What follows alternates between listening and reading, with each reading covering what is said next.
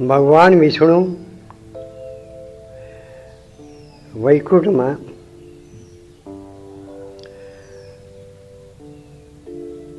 ભક્તોને ધ્યાન મગ્ન કરતા હતા. એવા મેં લક્ષ્મીજી ચરણ દબાવતા હતા. ચરણ દબાવતા હતા ત્યારે ભગવાન વિષ્ણુ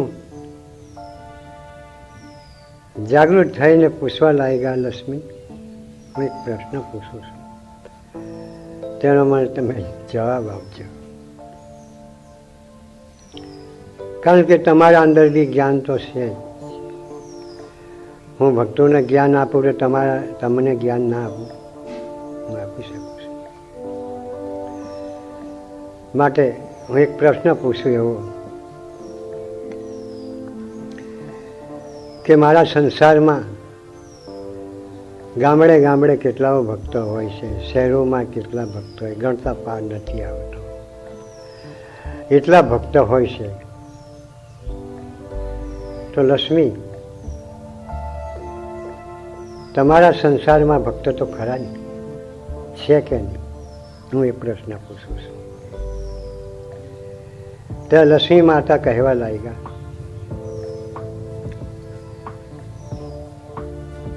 કે તમે મારી મસ્કરી કરી એવું લાગે કે એ બધું પૂછવાની તમારે જરૂર ન હતી. તમે આ પ્રશ્ન પૂછો, તમે જાણો છો, પછી મને આ પ્રશ્ન પૂછશો એટલે હું કેમ છું કે તમે જાણ બૂજીને મારી મજાક કરો છો. ના ના લક્ષ્મી, તમારી મજાક કરવાથી મને શું મળે? તમે હંમેશા મારા ચરણ દબાવો છો. તો હું એક પ્રશ્ન પૂછું છું, એનો જવાબ તમે મને આપો. ત્યારે લક્ષ્મી માતા કહેવા લાગ્યા,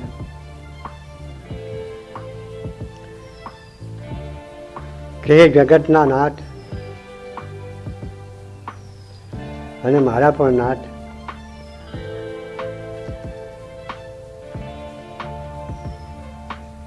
મારા જગતમાં 3 ભક્તો છે. કંજૂસ્યો, લોભી ને લાલચુ. મારા 3 ભક્તો રહે છે. બસ ખાલી 3 જ ભક્તો છે કે આ 3 જ ભક્તો?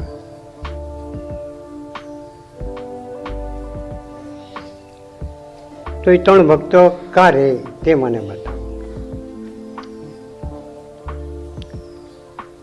હે નાથ,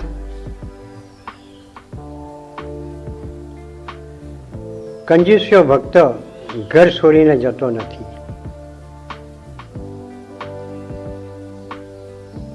ઘરના ઉમરાની અંદર ડોકિયા કરીને જોયા કરશે હંમેશા, અને મને ઘરમાં રાખે છે. કોઈ આવે કોઈ લેવા તો તેને 1000 વાર પરીક્ષા કરે અને કંઈક આપતા પહેલો ખંચાયા કરે. લે જા, તું નવળો છે, લે જા, આટલું લઈ જા. એટલે મને ભૂખા તરસાની સેવાની અંદર બી નથી જવા દેતો. અને મોકલે ખરો, પણ જીવ બારી બારીને મોકલે. તો એની સેવા કરવા માટે સુખ પામી શકતી નથી.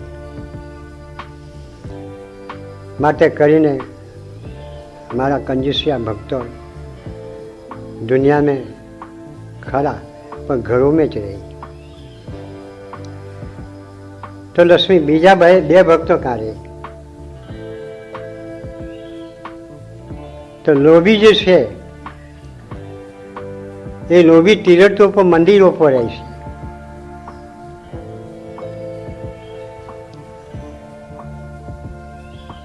ત્યાં લોભ કરી તમારા મંદિર બનેલા હોય, તમે ત્યાં મૂર્તિ રૂપમાં બિરાજમાન હોય ત્યાં તમને ઓળખતા નથી અને લોકોને, તીર્થવાસીઓને ખોટી લાલસા આપી ફૂસલાવીને, જૂઠું બોલીને રૂપિયાનો 1.25 રૂપિયો માગી લઈ અને 100ના 200 માગી લઈ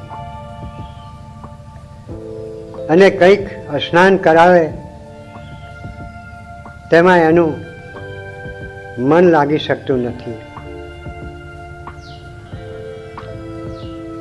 કથા કરે એમાં મન એનું લાગવું જતું નથી અને લોભી મારા ઉપર મન રાખે છે.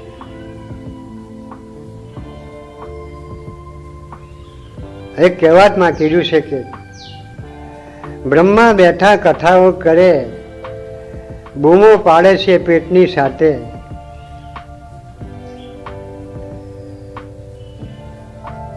વેદ પુરાણોને જોતો નથી,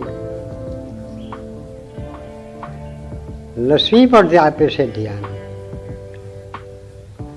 કલિયુગમાં ઘણા ખરા મારા આવા લોભી ભક્તો છે.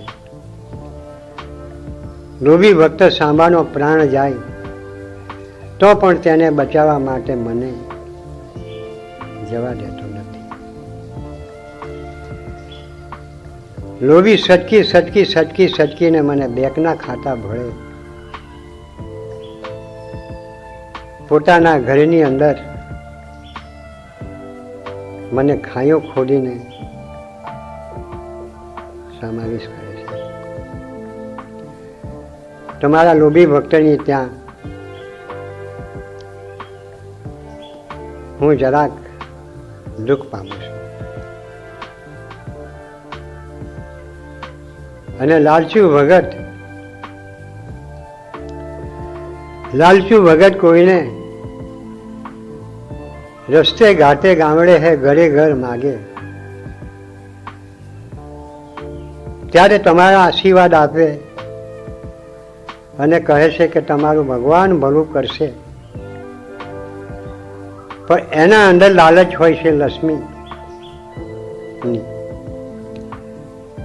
કઈક વસ્તુ લેવાની એનીમાં લાલચ હોય પ્રભુ. એટલે લાલચુ ભગત એક શ્રીફળ નારિયેળી પર લાગેલું, દુકાન પર લેવા ગયો તો ભાવ વધઘટ કીધો દુકાનદારે કીધું કે જો તારે મફત જોઈતું હોય તો આ નારિયેળી ઉપર શ્રીફળ છે એ ઉપર ચડીને તોડી જાય મફત. તો નારિયેળી ઉપર ચડીને પડીને મરી ગયો. એટલે લાલચુ ભગત મારા આવા ઘણા ખાય છે. લાલચુ એટલે લાલચ આપે, સારાને અવળા રસ્તે ચડાવે અને કંઈક આદિ વિધિ પૂજા પાઠ પૂજા આ કરવાથી લક્ષ્મી મળશે, ભોજ પતર બાંધવાથી લક્ષ્મી મળશે, આ સાધના કરવાથી લક્ષ્મી મળશે, આવું સ્નાન કરવાથી લક્ષ્મી મળશે, તો એ લાલચ આપે. પણ એમ ગણવા જાય તો પરમાત્મા તમારા વિશે એનું ધ્યાન નથી, તમારા વિશે એનું ક્રમ નથી. દાઢી વધારે જતા વધારે ભેખ ધારણ કરી અને ગામડે ગામડે ઘરે ઘર ભટકતા હોય છે. ઘણા ખરા ભેખ ધારી થઈને ભટકે અને લોકોને ફૂસલાવે, લોકોને લલચાવે છે, અવળા રસ્તે ચડાવે છે. લોકો એનાથી તરી શકતા નથી, પણ લલચાને પૈસા પેલો પડાવી જાય છે. એટલે લોભી, લાલચુ અને કંજૂસીઓ આ 3 મારા ભક્તો છે. હું એવું નથી કે ગરીબના પાસે નથી જતી, ગરીબના પાસે બી જામ, પણ ગરીબની ચોખ્ખાઈ નથી. કંઈક મને હડ્ડાઓ પર મૂકે છે, કંઈક મને જુગારો મેં કાઢે છે, કંઈક મને ખરાબ કુકર્મમાં વ્યતીત કરે છે. ગરીબના ઘરે જામ પણ ગરીબ મને ટકવા દેતો નથી, અને ક્ષત્રિય પાસે પણ જામ પણ ક્ષત્રિય કાલે એમ કરવા જાય તો મને પડતી મૂકીને ચાલ્યો જાય. ક્ષત્રિય ફટ લઈને મસ્તક કાપી આપે, યુદ્ધ પર ચડી જાય તો ક્ષત્રિયોના ઘેરે પણ હું જતી નથી. હું એક ભંડારા કરનાર દાતારની ઉપર દાતાર કે જે બલિરાજાના ખજાના મેં જે તો બલિરાજાએ મને પાછી કાઢી હતી, કારણ કે એ દાતાર હતો, દાન કરનાર. તો જે સમય આવે તે સમયે બલિરાજા મને દાનમાં આપી દે છે. એટલે હું કોઈ સ્થળ પર ટકી શકતી નથી. મને જે સતથી કમાય છે, પરસીનો પાડી કામ ધંધો કરીને મને જે પ્રાપ્ત કરે છે, હું એના ઘરમાં એનું ભલું કરનાર છું. અને એના બાલ બચ્ચા પરિવારોને સદાય સુખી રાખું છું.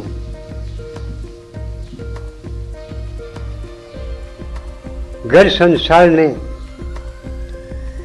આનંદ સુખ આપું છું. પણ મને સતથી કમાય તેને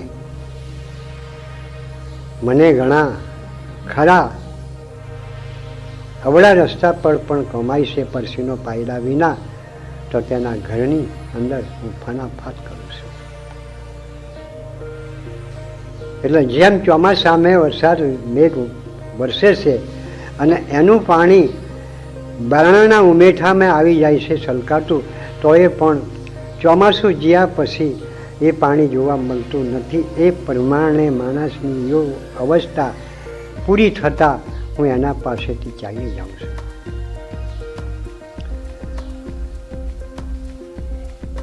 તો લક્ષ્મી તને દુનિયામાં તો બહુ માને છે, અને મારી કરતાં જ પૂજા તારી વધારે થતી છે. ના ના પ્રભુ, એવું નહીં માનતા તમે. તમારી પૂજા વધારે થતી છે. કોઈ યજ્ઞ કરે, હવન કરે, હોમ કરે, કોઈ તપ કરે, જપ કરે, ધ્યાન કરે, કોઈ મનન કરે, કીર્તન કરે, ભજન કરે. તમારું કેટલી જાતનું તમારું કીર્તન થતું છે પ્રભુ. મને તો ખાલી લક્ષ્મીવાળા જ માનતા છે, બીજા કોઈ માનતા નથી.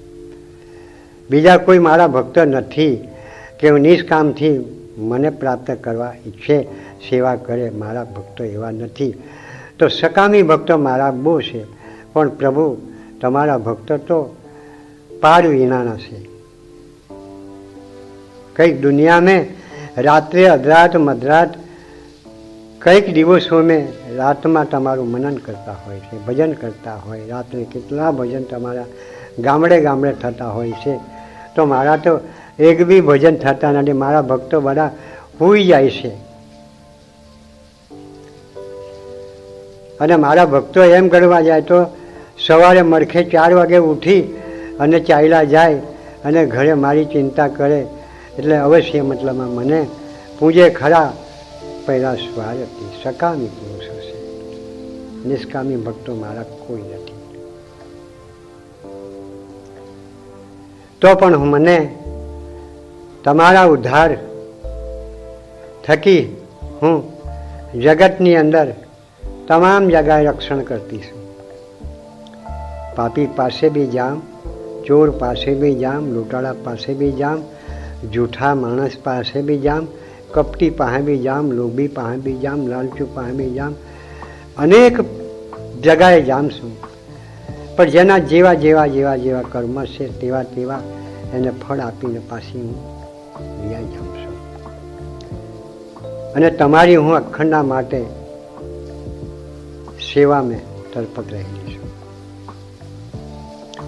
માટે મને તમે જે પ્રશ્ન આપ્યો છે એ પ્રશ્નનો મેં જવાબ આપ્યો છે પ્રભુ.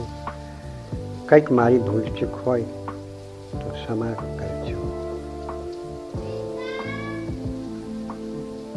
ભગવાન વિષ્ણુ અને લક્ષ્મીનું ઉદાહરણ આપતા સનાગીરી મહારાજ.